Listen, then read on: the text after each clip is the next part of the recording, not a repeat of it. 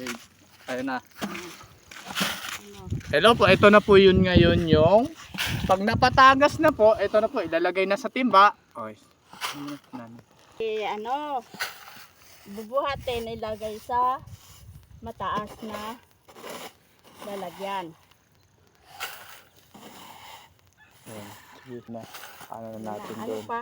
I-video na lang namin. Hakotin nila doon. Bubuhatin mo doon tapos. Huwag mo na siya. Ito po yun ngayon yung lagay. Pag napuno na po yung bawat timba, ayan po, Bubuhatin na. pupunuin na lang po to para idalahin po sa bawat lalagyan po doon sa stock area. Yun po yung timbunan. Tumbunan. Ah, Ay, banda tayo. Hindi lang ating may ano. Inano mo boy? Pag malapit na. Kaya talaga ayaw ako mag-asin. Mahirap na tayo. Ay, ganun talaga. Tama na. Hindi natin to.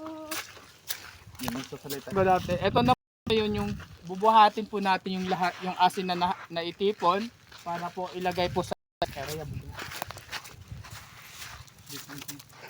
Ayan po yung pagbuhos, mga Kalak Vlog.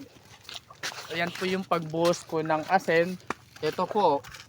Tingnan mo.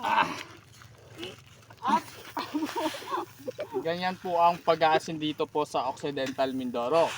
Kaya sa mga lahat po ng mga gusto po ng salt ng Occidental Mindoro, comment in mo lang yan. Ito po yung pag natapos po natin itipon yung bawat asin, ito na po yung magiging process po natin. Yung nasako na po, hindi ko lang po na-videohan yung pagtakal ng asin. Ito po yung mga natakal na po at nailagay sa sako. Kaya tingnan nyo po kung gaano po kadami yung asin po dito ngayon. Sa isang linggo lang po to ha. Ilan to bags? 100?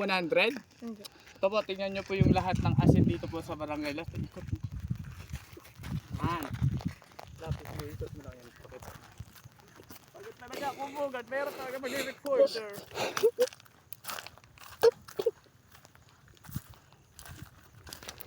Kaya po, ayan po yung salt po natin dito po sa Occidental Mindoro. Sa last time magsaysay, Occidental Mindoro. Ayan po kung dami po kadami. Kaya po, ang inyong kalak po, sana po lagi nyo pong patuloy at suportahan. Good evening po.